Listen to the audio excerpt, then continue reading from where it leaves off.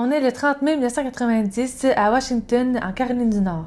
C'est l'après-midi et la température est agréable. Mais un coup de téléphone à la police va bouleverser la tranquillité de la petite ville. 3 corps ont été retrouvés assassinés dans la maison des Ferris. Quand la police arrive sur les lieux, ils trouvent un homme à l'extérieur. Ils le connaissent bien, c'est Renwick Gibbs. Il est paniqué et en pleurs. C'est lui qui a découvert les corps et il indique aux policiers où les trouver. Mais ce que les policiers ne savent pas, c'est qu'ils ont sous les yeux l'auteur du crime.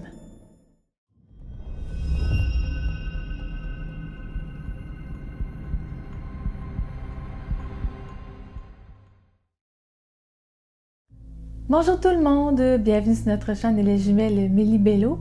Comme d'habitude, n'oubliez pas de vous abonner et de liker la vidéo.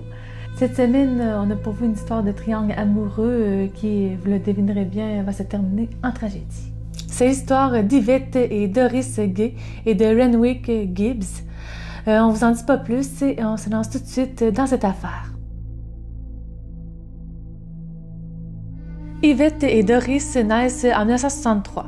Elles sont les premiers enfants de la famille Gay et contrairement à la plupart des histoires qu'on vous a racontées à date sur notre chaîne, cette fois c'est la maman qui travaille à temps plein comme ménagère pour subvenir aux besoins de la famille.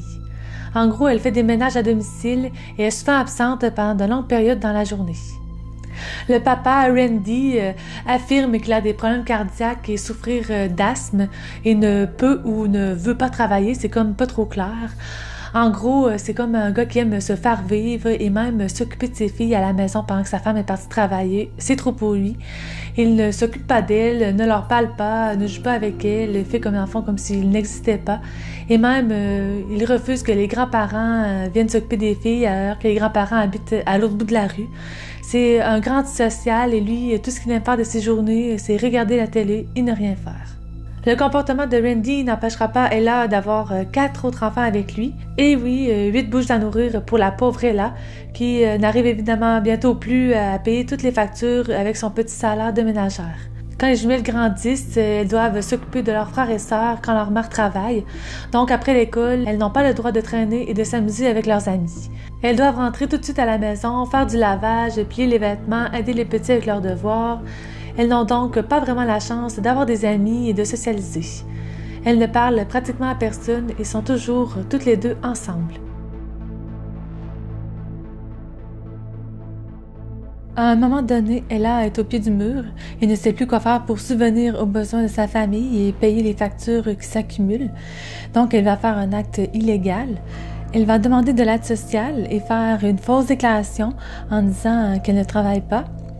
Malheureusement pour elle, on va découvrir la vérité et elle devra passer 5 ans en prison pour fraude. Nous, on trouve ça vraiment dommage pour la pauvre Ella, car c'est la seule solution qu'elle a vue personnellement pour subvenir aux besoins de ses enfants. Et on s'entend que l'autre solution aurait été que Randy se botte un peu le derrière et aille travailler, mais lui, il préfère rester à la maison à regarder la télé.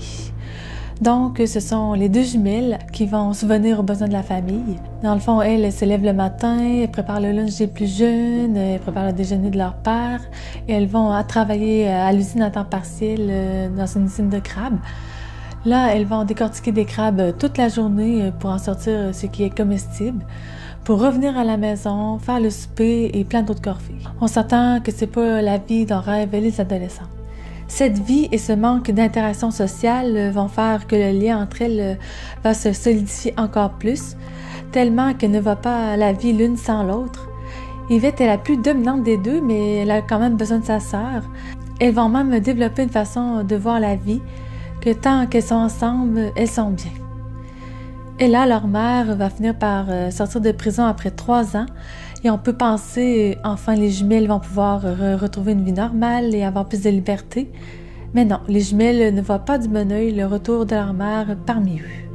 Elles étaient comme habituées à être les mamans de la maison, donc le retour de leur mère est comme trop pour elles. Elles vont commencer à être méchantes avec elle, ils vont la critiquer sur tout et sur rien, comme par exemple en lui disant que sa nourriture n'est pas bonne et en la jetant en poubelle et toutes sortes de choses comme ça. Et là, va demander de l'aide à son mari pour l'aider à gérer les filles.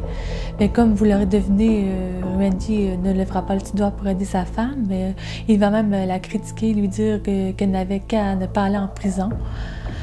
Ella, donc, pour se sauver un petit peu du domicile, va commencer à faire des heures supplémentaires au travail.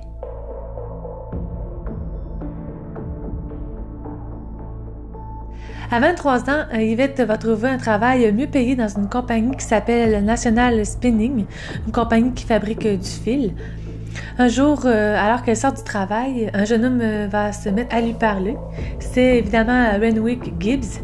Il lui dit qu'elle est jolie, qu'elle a un beau sourire, il se met à la séduire. Et elle le voit plusieurs fois parce que Renwick vient toujours chercher sa femme au travail, donc la collègue d'Yvette. Et sa femme est en plus enceinte. Mais cela n'empêche pas Renwick de courtiser Yvette en attendant. Malgré ça, Yvette va accepter de le voir quelques fois et va même lui présenter sa sœur jumelle. Donc, ils vont faire quelques sorties, les trois ensemble, et peu à peu, une relation bizarre va commencer à s'installer. Renwick s'entend beaucoup mieux avec Doris qu'avec Yvette, parce qu'elle est plus soumise et est un peu moins agressive que sa sœur. Mais côté sexuel, c'est quand même plus Yvette qui l'attire. Donc, avec elle, il a la meilleure amie et l'amante en même temps, et cette relation convient aussi aux jumelles. Le soi-disant bonheur va durer un certain temps, mais vous comprendrez que bientôt la relation de Renwick avec sa femme Anne va commencer à peser sur les jumelles. Anne va bientôt accoucher et elles savent que Renwick va passer de moins en moins de temps avec elle et plus de temps avec sa famille.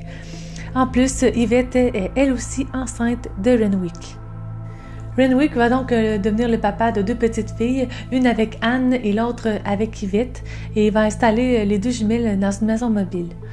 On ne sait pas vraiment comment il a pu payer cette maison mobile-là, c'était pas écrit nulle part, peut-être qu'il l'a payé avec son propre argent, peut-être qu'il y a eu un héritage, bref, on ne sait pas ce qu'il fait dans la vie, mais il va faire le va-et-vient entre les deux familles. Les deux jumelles, elles, ne s'en plaignent pas, tant qu'elles sont ensemble, tout va bien. Mais Anne, elle, n'apprécie pas du tout les tromperies de son mari et va demander de mettre les jumelles dehors de la maison mobile. Yvette va même retomber enceinte peu de temps après avoir eu sa fille, et ils vont avoir un petit garçon cette fois. Renwick va alors déménager Yvette, Doris et les deux enfants dans une espèce de bus scolaire qu'il a emménagé.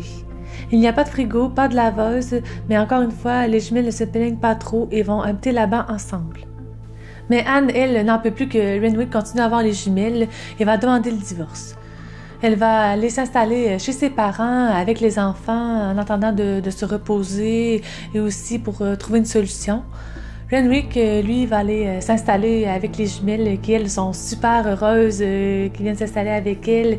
Elles se disent qu'ils vont enfin fonder une famille, que leur problème est réglé et qu'ils vont enfin pouvoir aller vivre ailleurs que dans ce fameux bus. Mais Renwick, lui, n'accepte pas la situation, il bout de colère.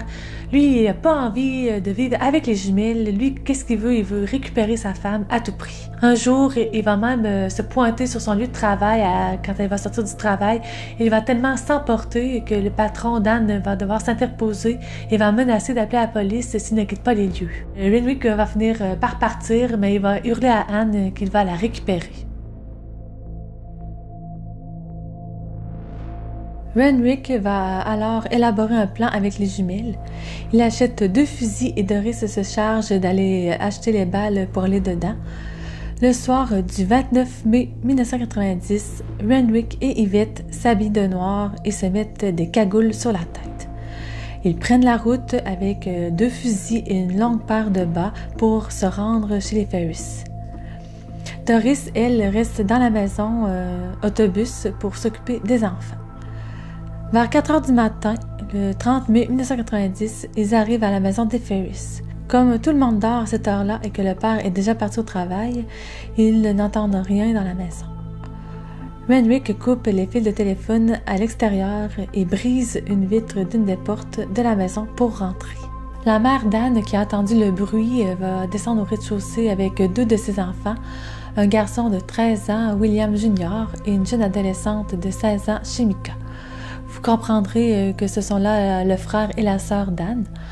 Donc, tous les 3 vont descendre et vont se retrouver rapidement nez à nez avec Renwick et Yvette, tout de noir vêtus, leur arme à la main et leur cagoule. Renwick va demander où est Anne et la mère va lui dire tout simplement qu'elle ne sait pas, mais que sa fille n'est pas à la maison. Anne se trouve en fait à ce moment-là dans un foyer de femmes en difficulté. Renwick et Yvette vont alors changer leur plan, qui était sans doute de tuer la pauvre Anne, et vont entraîner la petite famille dans une chambre au fond de la maison. Là-bas, Renwick va ordonner au jeune garçon de trouver quelque chose pour ligoter sa mère et sa sœur, et le petit va s'exécuter tout en pleurant et en s'excusant auprès de sa famille. Et après, ce sera à son tour à lui d'être ligoté. Par la suite, ils vont aller déposer une note qu'ils avaient préparée à l'avance avec des lettres découpées dans des journaux et des articles de magazines pour entraîner les policiers vers une fausse piste. Et là, malgré les pleurs et les supplications de la mère et de ses enfants, ils seront tous les trois abattus. Un peu plus tard, cette même journée, Renwick appelle sa sœur Shelley et lui demande si elle veut l'accompagner chez les Ferris car il veut leur parler pour conquérir Anne. Sa sœur accepte et arrivée sur les lieux, il lui dit d'attendre un peu dehors et qu'il va rentrer en premier et voir comment ça se passe. Puis, en grand comédien, il ressort de la maison en criant à sa sœur d'appeler la police, que la mère, le frère et la sœur d'Anne gisent dans une mare de sang. C'est alors elle qui va appeler la police en cet après-midi du 30 mai 1990. Renwick joue le jeu et crie aux policiers que sa femme Anne est probablement à l'intérieur et qu'il était venu pour la voir. Lorsque M. Ferris arrive à la maison et qu'il trouve les policiers et Renwick sur les lieux, il s'effondre. Il se met à crier que c'est Renwick le coupable et il se met à raconter aux policiers toute l'histoire sur leur récent divorce. Les policiers vont donc mettre peu de temps à connaître l'existence des jumelles et vont rapidement enquêter sur elles et sur Renwick. À partir de là, l'enquête va aller très vite, car une fois qu'elles seront emmenées au commissariat et placées dans 2 pièces différentes, les jumelles vont rapidement tout avouer. Yvette et Renwick vont être accusés de triple homicide. Ils vont être condamnés à la peine de mort tous les deux, mais leurs cas seront revus plus tard et ils seront condamnés à la peine de prison à vie sans possibilité de libération conditionnelle. Doris, elle, est accusée de complicité en vue de commettre un meurtre et aussi d'avoir acheté les munitions pour les fusils. Elle sera aussi condamnée à la prison à vie. Et c'est ici que se termine la bien triste histoire d'Yvette et Doris Gay, qui ont eu une enfance très difficile. Elles se sont vues incomber des tâches très très jeunes, tâches qu'elles n'auraient pas dû faire à un si jeune âge. La seule chose qui les réconfortait, c'était d'être ensemble. Tant qu'elles étaient ensemble, tout allait bien. Mais après ce qu'elles ont fait, elles vont être séparées dans le fond pour toujours et ne pourront plus se voir, ni même revoir les enfants d'Yvette. Et tout ça pour un homme qui ne se souciait pas tant que ça d'elle au final. Merci d'avoir suivi la vidéo jusqu'au bout. N'hésitez pas à vous abonner si ce n'est pas déjà fait et de nous laisser un commentaire sous la vidéo si ça vous plaît. Sur ce, portez-vous bien et on se voit dans une prochaine vidéo. Bye!